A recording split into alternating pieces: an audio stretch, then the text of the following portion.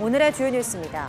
정부가 연말까지 개청할 예정인 한국형 나사인 우주항공청의 조직 구성 윤곽이 나왔습니다. 유능한 직원 유치를 위해서 연봉 상한을 없애기로 했는데 해외 핵심 인력 유치는 현실적으로 어려울 수 있다는 지적도 나오고 있습니다. 중국 당국이 코로나19 대유행에서 벗어나 기본적으로 종식됐다고 발표했습니다. 산발적으로 감염 사례가 나타나고 있지만 안정적으로 관리할 수 있는 단계에 진입했다면서 전염병 대유행에서 성공적으로 벗어난 모범 사례가 됐다고 주장했습니다. 배우 유아인 씨가 대마에 이어서 프로포폴 검사에서도 양성 반응이 나왔습니다. 식약처는 프로포폴 처방 횟수나 투약 용량이 지나치게 많은 사람을 추려내는 마약 통합 관리 시스템을 통해서 유아인의 혐의를 적발했다고 밝혔습니다. 미 고위 당국자가 삼성과 SK의 중국 공장에서 일정 수준 이상의 반도체를 생산하지 못하도록 한도를 설정하겠다고 밝혔습니다. 중국에 대한 반도체 수출 규제 압박이 거세지고 있는 건데 우리 정부는 재검토를 요청하고 있습니다. 미국에 이어서 유럽연합의 핵심 기관들도 중국의 동영상 공유 플랫폼인 틱톡 사용을 금지했습니다.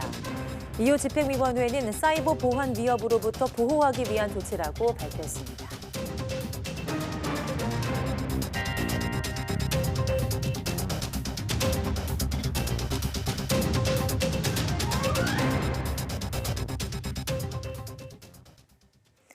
여러분 안녕하십니까? 2월 24일 사이언스 투데이 시작합니다.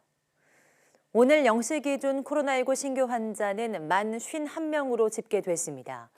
일주일 전보다 1,000여 명, 2주 전보다 3,000여 명씩 적습니다. 금요일 발표 기준으로 지난해 7월 1일 이후 34주 만에 최소 기록입니다. 신규 환자 가운데 국내 발생 사례는 만 25명, 해외 유입 사례는 26명입니다. 위중증 환자는 183명으로 닷새째 100명대를 유지했습니다. 사망자는 20명으로 누적 사망자는 33,929명입니다. 중국 당국은 어제 코로나19 대유행에서 벗어났으며 코로나19가 기본적으로 종식됐다고 발표했습니다. 중국 국무원 합동방역통제기구는 어제 브리핑에서 코로나19가 여전히 국지적 산발적으로 발생해 완전히 종식됐다고 볼 수는 없다며 이같이 말했습니다. 중국 국가위생건강위원회 미펑 대변인은 각지에서 코로나19가 산발적으로 발생하고 있지만 예방과 통제 상황이 전반적으로 개선돼 안정적으로 관리할 수 있는 단계에 진입했다고 설명했습니다. 오유경 식품의약품안전처장은 식약처의 마약류 통합관리 시스템에는 6억 5천만 개 데이터베이스가 있다며 이를 통해 배우 유아인의 프로포폴 상습 투약 혐의를 잡아냈다고 말했습니다. 오 처장은 어제 기자간담회에서 마약류 통합관리 시스템으로 평균보다 처방이 많은 의료기관과 개인 등 51건을 경찰에 넘겼는데 거기 엄홍식, 즉 배우 유아인이 있었다고 밝혔습니다. 그러면서 시스템이 굉장히 정교하게 이상 징후를 보이는 마약 처방을 잡아냈다며 누가 어떤 향정신성 의약품을 처방받았는지 시스템은 다 알고 있다고 말했습니다. 또 대마 같은 마약 성분이 함유된 의약품의 오남용 문제가 큰 부분에 대해선 시스템을 통해서 꼼꼼히 살펴보며 점검할 계획이라고 덧붙였습니다. 정부가 신설에 추진 중인 한국형 나사, 이른바 우주항공청 조직 구성의 밑그림이 나왔습니다. 유능한 직원 유치를 위해서 연봉 상한을 없애기로 했는데 현실적으로 해외 우수 인력 유치가 어려울 수 있다는 지적도 나오고 있습니다. 이성규 기자입니다. 대통령 공약 사항이었던 우주항공청 신설.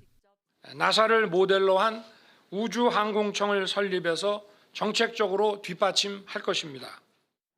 핵심은 전문 인력 확보와 조직의 유연성입니다. 청장은 정무직 차관급 공무원의 보수를 받습니다. 하지만 핵심 연구 인재는 청장 재량으로 상한 제한 없이 연봉을 책정할 수 있습니다. 현재 전문 인기제 공무원은 같은 호봉의 일반직보다 최대 1.5배까지 연봉을 책정할 수 있지만 인사혁신처와 협의해야 합니다. 과학기술정보통신부는 우주항공청의 경우 인사혁신처와 협의하는 조항을 삭제할 방침입니다. 우수한 민간 전문 인력을 공무원 연봉으로는 영입할 수 없다는 판단 아래 파격적인 연봉제를 시도하는 겁니다.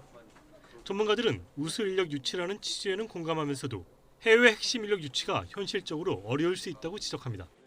MTCR 체제나 아니면 기타 기술 이전에 관한 어떤 그걸 방지하는 그런 그 체제들이 있어서 다른 나라의 어떤 핵심 인력이 우리나라에 와서 그 우주 개발을 하는 데 있어서는 좀 제약을 받을 수가 있는 점이 있습니다. 정부는 다음 주 중 우주항공청 특별법 입법 예고를 거쳐 연말까지 개청을 목표로 하고 있습니다. 미국이 반세기 만에 유인 달 탐사를 추진하는 등 우주 경쟁에 불이 붙은 가운데 우주항공청이 국내 우주 산업 발전에 마중물이 될지 주목됩니다. YTN 사이언스 이성규입니다. 지난해 한국형 발사체 누리호의 성공적인 발사로 국내 우주 산업 육성에 관심과 기대가 높아지고 있는데요. 누리호에 큐브 위성을 탑재해 교신에 성공한 조선대학교가 우주기술연구소를 열고 본격적인 우주항공 개발에 나섰습니다. 오선열 기자입니다. 누리호가 발사되었습니다. 지난해 6월 누리호 성능검증 위성이 실린 큐브 위성 가운데 가장 먼저 분리된 조선대학교 큐브 위성입니다. 성공적으로 사출을 마치고 위성의 상태와 배터리 잔량 등 정보를 수신했습니다.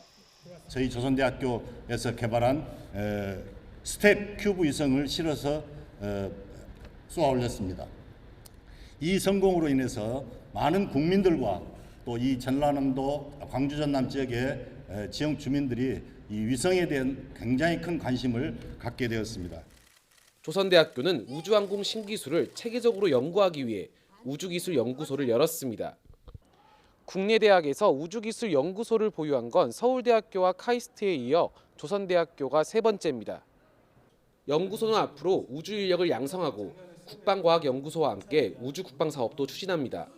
대규모 미래 국방 과제를 같이 하고 있고요. 조선대는 이제 그 우주 기술에 있어서 이제 대한민국을 넘어서 좀 세계적인 대학으로 좀 갔으면 좋겠다라는 생각을 하고 있고.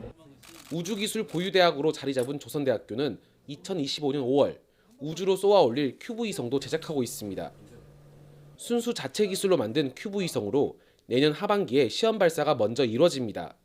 우주 산업을 활성화를 해야 되기 때문에 우리 지역의 그 독자 인공위성을 개발하는 것을 계획을 하고 있습니다.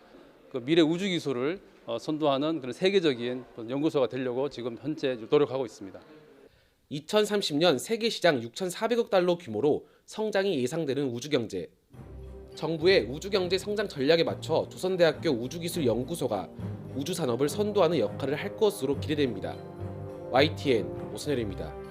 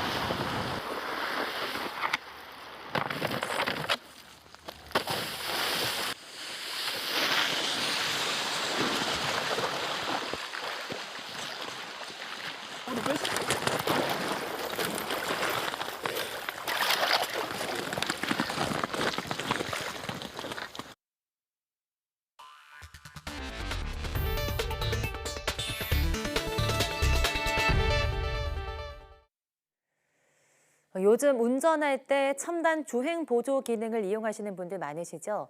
편리하지만 제대로 작동하는 게 맞는 건지 오작동이 생기진 않을지 불안해하는 운전자분들도 상당한데요. 고장이나 오류가 없도록 정기검사에서 이런 기능까지 확인할 수 있는 시스템이 개발됩니다. 김근우 기자입니다. 검사 장비에 오른 승용차가 자율주행을 시작하더니 빠르게 속도를 냅니다. 모니터 속 도로에 갑자기 화물차가 나타나자 긴급 제동 장치가 저절로 작동합니다. 최근 출시된 자동차 대부분에 적용된 기술인데 지금까지는 제대로 작동하는지 검사할 방법이 없었습니다. 자동차 검사소에서는 엔진과 배출가스 등 내연기관 중심의 검사만 이뤄지고 있기 때문입니다. 지금 시스템은 대부분 이제 내연기관에 맞는 그런 시스템으로 구성이 되어 있고요. 앞으로 이제 이 시스템 도입을 통해서 첨단 장착을 한 자동차들이 국민 누구나가 안심하고 이렇게 운행을 할 수 있도록 한국교통안전공단이 자율주행차 등의 성능을 확인할 수 있는 새로운 정기검사 기준과 방법 개발에 나섰습니다. 지역의 크고 작은 기업들은 물론 해외 기업까지 컨소시엄에 참여해 각자의 전문성을 더하기로 했습니다. We particularly have expertise in the area of sensor simulation, and this is an important topic for this project. So we are bringing in this experience we have. 경상북도에서도 2026년까지 60억 원의 예산을 지원합니다. 전기차나 수소차의 연료 전지 상태를 진단할 시스템도 만드는 등 미래 자동차의 성능 대부분을 검사할 수 있는 체계를 구축하는 게 목표입니다. 예산 지원은 물론 행정 지원을 통해 원천 기술을 확보하고 부품을 국산화하려는 데 최선을 다해서 노력하겠습니다. 경상북도는 미래 첨단 자동차에 맞는 검사 장비 수요가 급증하는 만큼 시스템이 개발되고 새로운 검사 기준이 법제화되면 국내외 관련 시장을 선점할 수 있을 것으로 기대하고 있습니다. YTN 김근우입니다. 미국에 이어서 유럽연합의 핵심 기관들이 중국의 동영상 공유 플랫폼인 틱톡 사용을 금지하기로 최종 확정했습니다. 틱톡은 정보 유출 의혹으로 위기를 맞고 있습니다. 보도에 김상호 기자입니다. 2016년 혜성처럼 등장한 틱톡은 중국 기업 바이트댄스가 개발한 짧은 길이의 동영상인 숏폼 공유 플랫폼입니다. 특유의 알고리즘으로 사용 중독성이 높아 30억 명이 앱 다운로드를 받는 등 전 세계 앱 다운로드 최상위권입니다. 하지만 틱톡은 사용자 데이터를 수집해서 중국 정부에 넘겨준다는 의혹을 강하게 받아왔습니다. 미국 영공을 침범해 격추된 중국 정찰 풍선을 놓고 미국과 중국의 갈등이 심화하는 가운데 유럽연합 EU의 핵심 기관들이 미국에 이어 틱톡 사용 금지에 본격적으로 나섰습니다. It was the beginning of the mandate, a very strong focus on cyber security, protecting our colleagues. EU의 행정부격인 집행위원회와 EU 평의회는 직원들의 틱톡 사용을 금지하기로 최종 확정했습니다. EU 차원에서 공식적으로 틱톡 사용 금지 조치를 내린 것은 이번이 처음입니다. EU 집행위 관계자의 경우 다음 달 15일까지 업무 시 사용하는 휴대전화와 사무실 등의 모든 기기에서 틱톡 앱을 삭제해야 합니다. The measure aims to protect the Commission against cybersecurity threats and actions which may be exploited for cyber attacks against the corporate environment of the Commission. EU에 앞서 미국 연방과 주정부 20여 곳은 현재 공무원의 틱톡 사용을 전면 금지한 상태입니다. 미국 의회 또한 틱톡 철퇴 수순을 밟고 있습니다. 정보 유출 의혹으로 틱톡은 위기를 맞고 있습니다. YTN 김상호입니다. 이런 가운데 중국에 대한 미국의 반도체 수출 규제 압박은 더욱 거세지고 있습니다. 삼성과 SK의 중국 내 반도체 공장에서 일정 기술 수준 이상의 제조는 제한하겠다고 미 고위 당국자가 밝혔습니다. 워싱턴에서 권준기 특파원이 보도합니다. 미국의 수출 통제를 담당하는 상무부 차관은 지난해 10월 대중국 반도체 수출 규제가 중국의 군사적 위협 때문이라는 점을 분명히 했습니다. 첨단 무기가 돼서 돌아올지 모르는 기술을 적대국에 넘길 수는 없다는 겁니다. We are now in a world where technology is the driver of military power. Advanced technologies, cutting-edge critical technologies, semiconductors being at the center of those technologies. 그러면서 중국에 공장을 갖고 있는 삼성과 SK 하이닉스에 줬던 반도체 수출 통제 1년 유예 기간을 더 연장하지 않겠다는 뜻을 밝혔습니다. 오는 10월 유예 기간이 끝나면 삼성과 SK도 중국에서 일정 수준 이상의 반도체를 만들지 못하게 할 거라는 겁니다. 반도체 생산에 필요한 첨단 장비 수출 통제 대상에 우리 기업도 po함시키겠다는 발언으로 해석됩니다. What will likely be is a cap on the levels that they can grow to in China. If you're at whatever layer of NAND, we'll stop it somewhere in that range. 삼성과 SK는 중국 사업을 유지하기 위해선 1년 유예로는 부족하다며 기간 연장을 미국 정부에 요구하고 있습니다. 최근 워싱턴을 방문한 우리 산업부 차관은 미국이 우리 입장을 잘 이해하고 있다며 유예 연장 협의가 진행 중이라고 밝혔습니다. 1년 유예 관련 투자를 진행하는데 시간이 충분치 않다. 그래서 좀 연장해달라. 우리 의견은 충분히 전달되어 있구나 하는 것을 확인할 수 있습니다. 이런 가운데 미국 정부는 메이드 인 아메리카 반도체를 만들기 위한 50조 원 상당의 보조금 신청을 받는다고 밝혔습니다. 미국에 반도체 공장을 지으면 보조금을 주겠다는 겁니다. 삼성과 SK는 미국의 대규모 반도체 공장을 신규로 건설할 계획을 이미 내놨습니다. 다만 보조금 지급 조건에 중국에 신규 투자를 하지 않는 기업만 대상이 된다는 내용이 들어있어 중국의 공장에 있는 삼성과 SK가 보조금을 받을 수 있을지 주목됩니다. 워싱턴에서 YTN 권윤기입니다. 현장 경험이 풍부한 반도체 분야 고경력 전문가 30명이 특허 심사관으로 채용됐습니다. 특허청은 평균 경력이 23년 9개월에 달하고 90%가 현직에 종사하고 있는 반도체 분야 베테랑 전문 인력을 5급 상당 임기제 공무원으로 임용했다고 밝혔습니다. 이번 채용은 반도체 분야 우수 인력의 해외 이직에 따른 핵심 기술 유출을 방지하고 이들의 풍부한 현장 경험과 지식을 특허 심사에 활용해서 반도체 초격차를 확보하기 위해 추진됐습니다. 특허청은 하반기에도 반도체 분야 추가 채용을 추진하고 있으며 2차 전지 등 다른 기술 분야로 특허 심사관 채용을 확대하는 방안도 검토 중입니다. 최근 코로나 위기로 미뤄뒀던 결혼식을 하려는 사람들이 늘면서 예식장 예약이 어렵고 비용까지 올라 예비 부부들의 고민이 깊습니다. 예식장 몸값이 높아지면서 부대 서비스를 끼워 팔거나 또 계약금을 제대로 돌려주지 않는 이른바 갑질도 늘고 있다고 합니다. 김다연 기자입니다. 결혼을 앞두고 여러 예식장을 알아보고 있는 예비 신부 A씨. 결혼에 대한 기대감도 크지만 준비로 인한 스트레스가 이만저만이 아닙니다. 코로나19로 미뤘던 결혼을 최근 하려는 사람들이 늘면서 예식장 예약부터가 만만치 않습니다. 게다가 고물가 여파로 예식 비용까지 한껏 올랐습니다. 수요가 너무 많다 보니까 원하는 날짜 잡기도 어렵고 또 사람들이 보는 눈이 다 비슷비슷해서 예쁘다, 인기 많다 하는 홀들은 미리 다 마감이 빨리 돼서 최근 3년 동안 예식 평균 비용이 점점 늘어 올해는 재작년보다 200만 원 넘게 오른 1,390만 원이 들어가는 것으로 나타났습니다. 비용도 비용이지만 예비 부부들이 몰리면서 예식장의 갑질도 고개를 들고 있습니다. 예식장 계약을 취소하려면 하루만 지나도 상담비를 제외하고 계약금을 되돌려주거나 예식장에서 정해준 업체에서 결혼 사진을 반드시 찍어야 하는 게 대표적인 사례입니다. 이른바 끼워 팔기입니다. 제가 돈을 내면서 이렇게 을이 되는 입장을 처음 겪어보는 것 같아요. 30몇 년 살면서. 네. 최근 5년 동안 한국소비자원에 접수된 예식 서비스 관련 피해 구제 신청은 모두 1,394건. 계약 해제와 관련한 항목이 78%로 가장 많고 끼워 팔기와 같은 부당 행위도 적지 않았습니다. 이에 공정거래위원회는 150일 안에 계약을 취소하면 계약금 전액을 돌려받을 수 있으며 서비스 끼워 팔기를 하면 안 된다는 표준 약관을 제시하고 있습니다. 하지만 표준 약관은 업체들의 참고사항일 뿐 법적 구속력은 없습니다.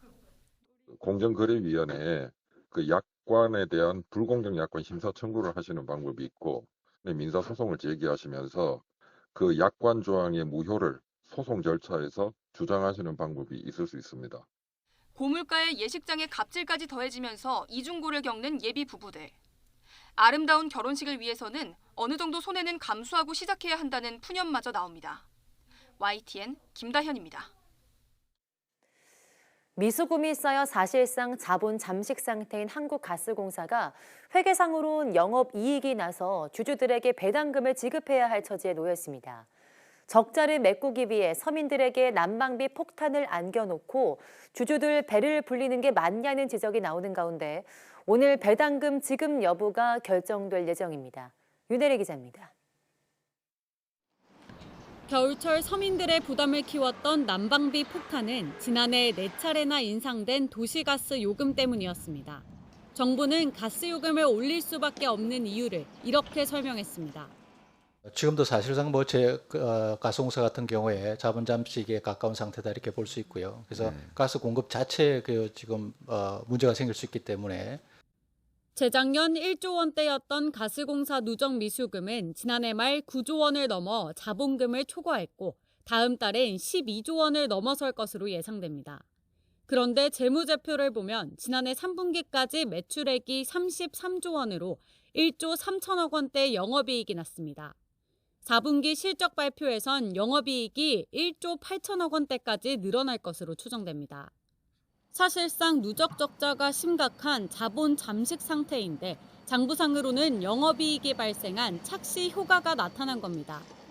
천연가스를 싸게 팔아서 생긴 적자를 손실로 처리하지 않고 나중에 돌려받을 수 있는 미수금, 즉 자산으로 처리하는 특이한 회계 방식 때문입니다. 주주들에게 배당금까지 지급해야 할 처지에 놓였는데 서민들에겐 난방비 부담을 키워놓고 주주들 배를 불리는 게 국민 눈높이에 맞지 않는다는 지적이 나왔습니다. 기재부가 배당 협의에 취해서 결정할 텐데 이건 배당될 수는 없겠죠, 그죠? 사실상 적자와 같은데 미수금이랑 회계 처리로 이익이 발생하고 그걸 가지고 배당하는 게 적절하냐 이런 걱정이 있으십니다. 그런 부분에 관해서 저희들이 잘 유념하고 있다는 말씀을 드리고 가스공사 최대 주주인 기획재정부와 한국전력에 수백억 원대 배당금이 돌아갈 수 있다는 점도 문제입니다. 이에 대해 가스공사는 배당금은 영업이익뿐만 아니라 미수금과 부채 비율, 가스요금 인상으로 인한 국민 부담 가중 등 다각적인 측면을 검토해 정부와 협의한 후 결정하겠다는 입장입니다. 배당금을 지급하지 않거나 소액주주만 차등적으로 지급하는 가능성도 검토되고 있는 가운데 가스공사 이사회 의결을 거쳐 정부 배당 협의체 최종 방침이 확정될 예정입니다. YTN 윤혜리입니다. 최근 도심에 사는 길고양이가 야생동물을 사냥하는 유튜브 영상이 공개되면서 길고양이 논란에 다시 불이 붙었습니다. 무조건적인 혐오보다는 길고양이가 생태계에 어떤 영향을 미치는지부터 조사해야 한다는 목소리가 나오고 있습니다. 황보혜경 기자입니다. 지난달 야생조류 전문 유튜브 채널에 올라온 영상입니다. 길고양이가 도심공원에서 오리를 공격하거나 청설모를 사냥하는 모습이 담겼습니다. 영상을 찍은 유튜버는 길고양이가 토종 야생동물들을 해치고 있다면서 무분별한 먹이 주기를 중단해 개체수를 조절해야 한다고 주장합니다. 사람들의 품에서 벗어나게 되면 천적이 없는 최상위 침입종으로서 토종 야생동물들을 해치는 문제가 발생하게 됩니다. 길고양이 밥을 챙겨주는 이른바 캣맘을 향한 반감 여론까지 더해지며 이 영상은 일약 논란의 중심이 됐습니다. 또 최근 문화재청이 제주 마라도에서 천연기념물 뿔새우리 생존이 고양이 때문에 위협받고 있다며 대대적인 길고양이 포획을 검토한 것도 다시 주목받고 있습니다.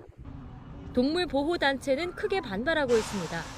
도심에 사는 조류는 건물 유리창에 부딪혀 폐사하는 경우도 많은데 이 부분은 간과한 채 길고양이에 대한 혐오만 부추기고 있다는 겁니다.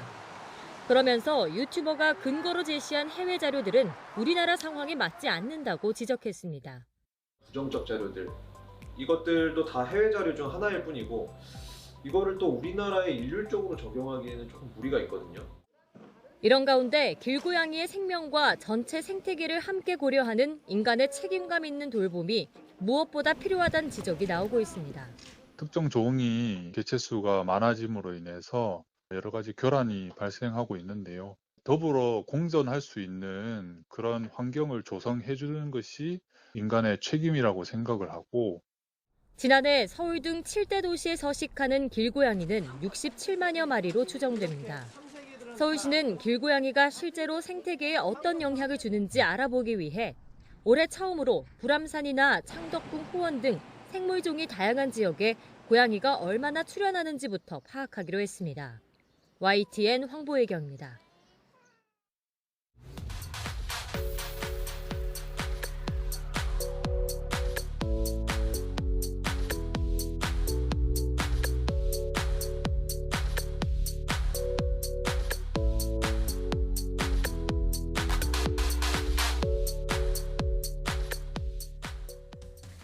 우리가 잘 아는 빈센트 반 고흐의 별이 빛나는 밤에는 소용돌이 치는 밤하늘 속 화려한 별빛들이 돋보이는 작품이죠. 하지만 고흐는 이토록 찬란하고 아름다운 작품과는 정반대로 불우하고 힘겨운 삶을 살다 생을 마감했다고 합니다. 오늘 오후 사이언스 투데이 사이언스 인 아트에서는 이제는 영원히 지지 않는 별이 된 빈센트 반 고흐에 대한 이야기 나눠보겠습니다. 많은 시청 바랍니다. 함께해 주신 여러분 고맙습니다.